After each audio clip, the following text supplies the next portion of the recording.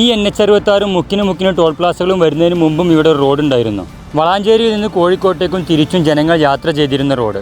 15 വർഷത്തേക്കുള്ള road tax, registration fees, insurance, മറ്റു നികുതികളെല്ലാം കൊടുത്തു വാങ്ങുന്ന വാഹനത്തിൽ വാങ്ങുന്ന പൈസയുടെ പകുതിയിലധികം നികുതിയായി കൊടുക്കുന്ന പെട്രോൾ അടിച്ചുകൊണ്ട് നമുക്കിഷ്ടം പോലെ യാത്ര ചെയ്യാൻ പറ്റിയ റോഡ് ഇവിടെ ഉണ്ടായിരുന്നു. ഇതിപ്പോൾ ഞങ്ങളുടെ വീടിൻ്റെ നടുവിൽ നിങ്ങളൊരു ഗേറ്റ് കൊണ്ടുവന്ന് വെച്ചിട്ട് ഇനി അടുക്കളയിൽ നിന്ന് ഉമ്മറത്തേക്ക് പോകണേ ഇത്ര പൈസ വേണമെന്ന് പറയുന്ന രീതിയിലാണ് കാര്യങ്ങൾ. അപ്പോൾ ഞങ്ങളുടെ വീട്ടിൽ ഞങ്ങൾക്കൊരു അവകാശമില്ലേ? ഞങ്ങളുടെ പഴയ റോഡ് എവിടെ? പുതിയൊരു ടോൾ റോഡ് കൊണ്ടുവരുന്ന സമയത്ത് ജനങ്ങൾ അതുവരെ ഉപയോഗിച്ചുകൊണ്ടിരിക്കുന്ന റോഡിനെ അതുപോലെ തന്നെ നിലനിർത്തി അതിന് സമാന്തരമായോ അല്ലാതെയോ കൂടുതൽ സുരക്ഷിതമായ സൗകര്യപ്രദമായ മറ്റൊരു റോഡ് നിർമ്മാണം പൂർത്തീകരിച്ച് കൂടുതൽ വേഗത്തിൽ സഞ്ചരിക്കാവുന്ന, കൂടുതൽ സുരക്ഷിതമായ, ട്രാഫിക് ബ്ലോക്കുകളില്ലാത്ത, വളവും തിരിവുകളും ഇല്ലാത്ത ഇന്റർനാഷണൽ സ്റ്റാൻഡേർഡോട് കൂടിയ റോഡ് ഇവിടെ ഒരുക്കിയിട്ടുണ്ട് എന്ന് ജനങ്ങളെ ബോധ്യപ്പെടുത്തി വേഗത്തിലെത്താൻ ആഗ്രഹിക്കുന്നവരും ദീർഘദൂര യാത്രക്കാരും ടോൾ കൊടുത്ത് ഈ ഒരു സൗകര്യം ഉപയോഗപ്പെടുത്തട്ടെ.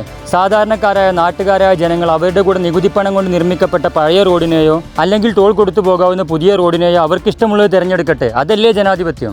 ഇതിപ്പോൾ ഞങ്ങൾ ഉപയോഗിച്ചുകൊണ്ടിരുന്ന ഞങ്ങളുടെ അവകാശമായിരുന്ന റോഡിനെ ഇല്ലാതാക്കി വികസനം വന്നു. ഇനി നിങ്ങൾക്ക് യാത്ര ചെയ്യാൻ നേരായ രീതിയിൽ ഈ റോഡ് മാത്രമേ ഉള്ളൂ, ഇതിലൂടെ പോകണമെങ്കിൽ ഇത്ര രൂപ തരണമെന്ന് പറയുന്നത് പൊതുജനങ്ങളെ ചൂഷണം ചെയ്യുന്നതിൻ്റെ അങ്ങേയറ്റമാണ്. എവിടെയാണ് ജനാധിപത്യം? ആരാണിത് ചോദ്യം ചെയ്യുക? ഇതിപ്പോൾ മര്യാദയ്ക്ക് യാത്ര ചെയ്തിരുന്ന മനുഷ്യന്മാരെ കൊണ്ട് കുഴിയിൽ ഇറക്കിയിട്ട് ഇനിയിപ്പോൾ ഈ കുഴിയിൽ നിന്ന് കയറണമെങ്കിൽ ഇത്ര രൂപ തരണമെന്ന് പറയുന്നത് പോലെയായി.